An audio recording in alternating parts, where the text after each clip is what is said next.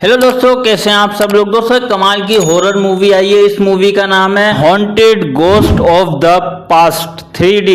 ये इस मूवी का नाम है। 2026 में ये मूवी आई है। इस मूवी में आपको हॉरर, रोमांस, थ्रिलर ये तीनों चीजें देखने को मिलेंगी। कमाल की मूवी मुझे लगी। 2 घंटे 10 मिनट की पूरी मूवी है। इंटरेस्टिंग है, काफी अच्छी लगी। ये मूवी जो है 2011 में एक आई थी हॉन्टेड 3D। उसका आप इसको लेटेस्ट वर्जन कह सकते हैं। कहानी थोड़ी सी अलग है दोनों की, लेकिन वही टाइम ट्रैवल पे बेस्ड कहानी है। लेकिन इंटरेस्टिंग स्टोरी है, तो आप जरूर देखिएगा। इस मूवी की अगर बात की जाए तो 3 लोग इस मूवी में मेन होते हैं। इस मूवी में मीमू जो है वो मेन लीड में होते हैं और इस मूवी में उनका नाम होता है देव। चेतना पेंड भी इस मूवी में है और इस मूवी में उनका नाम है सुनेरी। पनीत भट्ट भी इस मूवी में होते हैं और वो इस मूवी में मंत्री होते हैं। तो अब बात कर लेते हैं स्टोरी के बारे में। तो इस मूवी की स्टोरी होती है कि देव का जो है दिल टूटा होता है। उसकी गर्लफ्रेंड ने उसके साथ चीट किया होता है, इसलिए वो अकेला रहना चाह रहा होता है। तो वो अपने भाई के साथ जो है एक ऐसी जगह जाने का फैसला करता है जहां पे उसको कोई ढूंढ ना सके, कोई पहचान ना सके, अकेला रहना चाह रहा होता है। इसलिए वो एक ऐसी जगह चले जाता है जहां पे एक बहुत बड़ा महल होता है। उसको वो रेंट पे ले लेता है।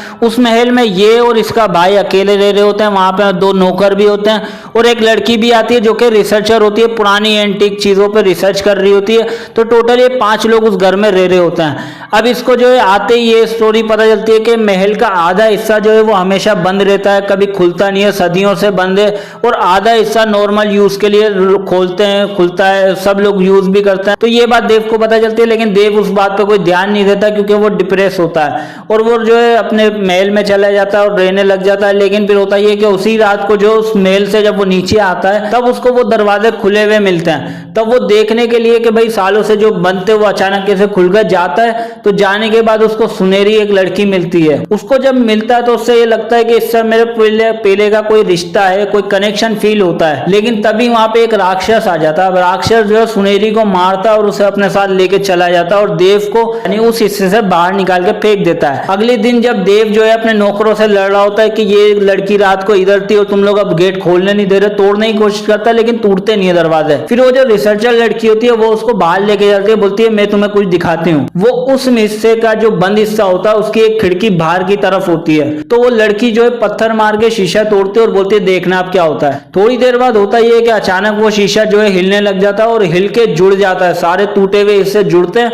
और वापस खिड़की में जाके लग जाते हैं। यानी कि जो हिस्सा इन्होंने तोड़ा होता है वो दोबारा अपने आप बन के तैयार हो जाता है। अब ये बात देख के ये लोग हैरान हो जाते हैं और वो लड़की बोलती है इस महल के बंद हिस्से में कुछ गड़बड़ है, मैं काफी टाइम से रिसर्च कर रही हूँ। फिर ये लोग और रिसर्च करना चालू करते हैं तो पता ये चलता है कि देव का कोई पुराना कनेक्शन है सुनेरी के साथ और इस महल के साथ। फिर ये लोग जब नौकरों पर दबाव डालते हैं, नौकर बता देते हैं कि हुआ ये था कि अंग्रेजों के टाइम पे इस हिस्से को खोला जा रहा था लेकिन ये खुल नहीं रहा था। तो मजदूरों ने ये देखा कि ये आदमी जैसे ही अंदर गया, अंदर जाने के बाद जवान आदमी अंदर गया तो और धीरे धीरे करके बुढ़ा होने लगा। बुढ़ा होकर मर गया। उसकी हड्डियां तक राख बन के उड़ गई, बिल्कुल गायब हो गई और वो दरवाजे अपने आप बंद हुए और सील हो गए। तो ये मजदूर देख के हैरान होगा। तब से उन दरवाजों को दोबारा कभी खोला ही नहीं गया। तो ये बातें सुन के जो है देव काफी परेशान हो जाता है और उसी रात को फिर से जाने का फैसला करता है। उसी हिस्से में जाता है, सुनेरी से मिलता है। सुनेरी उसे एक तस्वीर बना के देती है। जब वो तस्वीर को देखता है तो हैरान हो जाता है। बाहर निकल के उस रिसर्चर लड़की को और अपने भाई को लेके उस जगह चले जाता है जहां पे वो पुल बना होता है। वहां जाने के बाद क्या देखता है कि पुल तो गायब है, यानी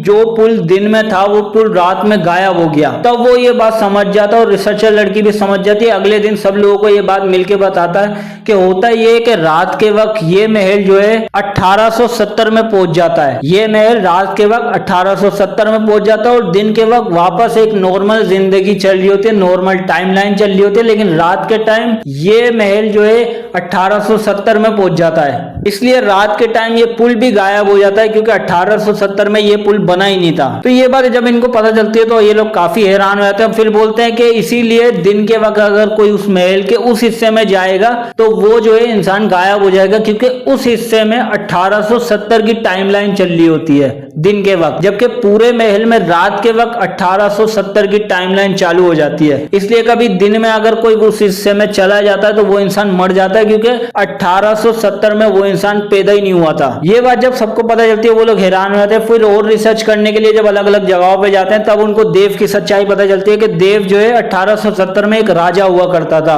और सुनेरी जो है वो उस महल की रानी हुआ करती थी जहां पे वो आज कैद थी। हुआ ये होता है कि उस टाइम जो है सुनेरी काफी खूबसूरत खूबसूरत होती है, आज भी होती है, लेकिन उस टाइम बहुत ज्यादा खूबसूरत होती है। हर राजा महाराजाओं में उसकी बातचीत हो रही होती है और इसलिए जो है उसके पास एक रिश्ता आया होता है देव का। लेकिन होता यह कि उसका जो मंत्री होता है उसकी गंदी नजर होती है सुनेरी पे गंदी नजर होती है, पाना चाह रहा होता है, लेकिन अचानक देव का रिश्ता जो है सुनेरी के लिए आ जाता है। ये लोग एक दूसरे से चिट्ठी के जरिए बातें कर रहे होते हैं, कभी मिले नहीं होते, बात पक्की हो जाती है। लेकिन जो मंत्री होता है वो सुनेरी को पाना चाह रहा होता है, इसलिए वो अपनी माँ के जरिए काले जादू का सहारा लेता है, क्योंकि उसकी माँ काला जादू करती है। काले जादू की मदद से वो उसके राजा को मरवा देता है, यानी अपने राजा को मरवा देता है, सुनेरी के बाप को। मरवाने के बाद जो है वो खुद राजा बन जाता है और सुनेरी को जो है बंद कर दिया जाता है और उसे वो पाना चाह रहा होता है। वो चाह रहा होता है कि सुनेरी अपनी मर्जी से मुझे सौंप दे, इसलिए वो उसके साथ जबरदस्ती नहीं करता, उसे बोलता है कि मेरे लिए तैयार हो जाओ। अब सुनेरी जो है वो देव से मदद मांगती है, चिट्ठियां भिजवाती है देव के जरिए कि देव को जाके चिट्ठी दे दो, वो मुझे छुड़वा ले और मुझसे शादी कर ले। और होता यह कि मंत्री जो है उसके पास चला जाता है देव के पास, बोलता है कि तुम जो इस रिश्ते से मना कर दो, बदले में हम तुम्हें इतनी सारी जमीन जायदाद देंगे और तुम्हारी हर चीज में मदद करेंगे। अगर तुमने हमसे जंग की तो हम जो है अंग्रेज भी हमारे साथ हैं, तो हम ये युद्ध जीत जाएंगे और तुम्हारा साम्राज्य खत्म हो जाएगा। इसलिए भलाई इसी में है कि तुम हमारी शर्तें मान लो, हम तुम्हें जमीन जायदाद दे देंगे। अब उस टाइम का जो राजा देव था वो इस सब के लिए मान जाता है कि ठीक है मैं सुनेरी को छोड़ दूंगा। उसके जितने भी लेटर होते हैं सब जला देता है और इस शर्त के लिए मंत्री से हाथ मिला लेता है। अब सुनेरी जो होती है उसको पता ही नहीं होता कि ये सब चीजें चल रही हैं। वो क्या करती है कि उसको मंत्री को मारने का फैसला कर लेती है, किसी तरीके से अपने पास बुलाती है और मंत्री को मार देती है। मारने के बाद अपने सैनिकों को बोलती है कि इसकी आंखें निकाल के वहीं दफना दो, जहां पे उस सुनेरी का कमरा होता है उसके पास एक झरना होता है, वहीं पे दफना देती है, यानी महल के उसी हिस्से में जो बंद पड़ा होता है वहां पे उसे दफना देती है। ये बात जब उसकी माँ को पता चलती है, माँ अपने काले जादू की शक्तियों से उसको जिंदा करना चाह रही होती है, लेकिन क्योंकि उसका शरीर खत्म हो चुका होता है इसलिए वो जिंदा कर नहीं सकती, इसलिए वो उसकी आत्मा को जिंदा कर देते हैं, क्योंकि आत्मा तो अमर होती है। वो उसको अमर कर देती है और वो आत्मा बाहर निकल जाती है और वो फिर अपनी काली शक्तियों को इकट्ठा करके ये ऐसा माहौल बना देते हैं कि कभी भी अगर उस आत्मा पे यानी कि मंत्री पे खतरा आए तो वो आत्माएं उनकी रक्षा करें मंत्री की। और सुनेरी जो है अपने सैनिकों को बोल के उसकी माँ को भी खत्म करवा देती है, यानी मंत्री की माँ जो काला जादू करती है वो अपनी सारी शक्तियों का यूज कर लेती है और उसको जो है मरवा दिया जाता है सुनेरी के हाथों से। उसके बाद को होता यह है कि उसी रात को वो आत्मा जागरूक हो जाती है, शरीर तो खत्म हो चुका था लेकिन आत्मा जागरूक हो जाती है और जागरूक होने के बाद वो जो है अपनी सारी शक्तियों से उस हिस्से को सील कर देती है और सुनेरी को बोलती है कि आज से तुम हमेशा इसी जगह पे कैद रहोगी, तुम्हारे लिए 24 घंटे यही हैं। सब कुछ उसी कमरे में रुक जाता है, यानी वो समय को रोक देती है, वो आत्मा की शक्ति जो है समय को रोक देती है और बोलती है कि तुम्हारे लिए 24 घंटे दोबारा घूमते रहेंगे, यानी पूरे दिन में तुम इस हिस्से में जो भी करोगी अगले दिन वही होगा। सुनेरी के लिए सब कुछ वही हो रहा होता है। सुनेरी सुबह जागती है, रात को सोती है, ये सब उसके लिए दोबारा से हो रहा होता है। रोज राक्षस निकलता है उसको मारने के लिए और उसको मारता है, सुनेरी अगले दिन फिर जिंदा हो जाती है। फिर रात को वो मारने के लिए निकलता है, मार देता है, फिर अगले दिन सुनेरी फिर जिंदा हो जाती है। ये टाइमलाइन उसके लिए इतने सालों से चलती हुई आ रही है, यानी 1870 से ये टाइमलाइन उसके लिए चलती हुई आ रही है। 24 घंटे उसके साथ यही होता है, रात में राक्षस निकलता है, सुनेरी को मार देता है, अगले दिन सुनेरी फिर जिंदा हो जाती है।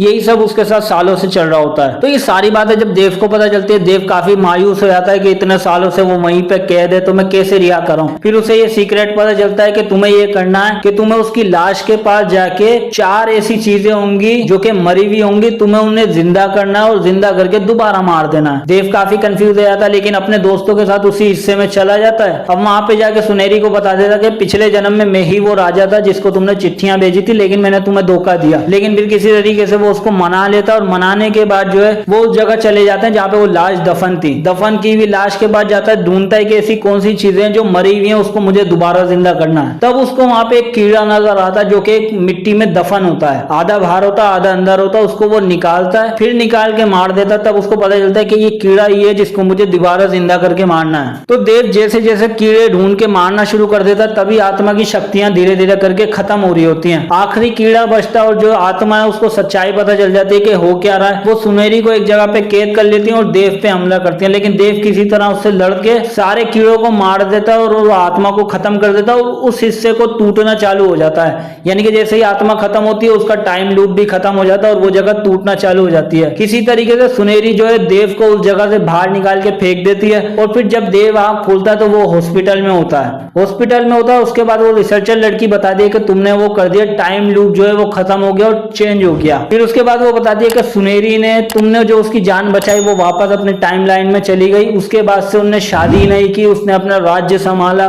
महान काम किया, आज भी इतिहास उसके नाम से जाना जाता है। यानी कि जो देव ने किया उसके बाद टाइमलाइन चेंज हो गई और सुनेरी जिसका कोई अस्तित्व ही नहीं था उसने अस्तित्व को बदल दिया। सुनेरी का नाम है किताबों में है तुम्हारी वजह से, ऐसा वो देव को बोलती है। और देव जो है जख्मी हालत में पड़ा होता है। उसके बाद देव को भी ऐसा कुछ होता है कि देव मर जाता है, बोलता है मैंने अपना वादा निभाया, अब मैं जा रहा हूँ। देव भी मर जाता है। तो ये ओवरऑल इस मूवी की स्टोरी, कमाल की स्टोरी, आपको जरूर देखनी चाहिए। टाइम लूप, टाइम ट्रेवल, ये सारी चीजें इस मूवी में कमाल की स्टोरी है।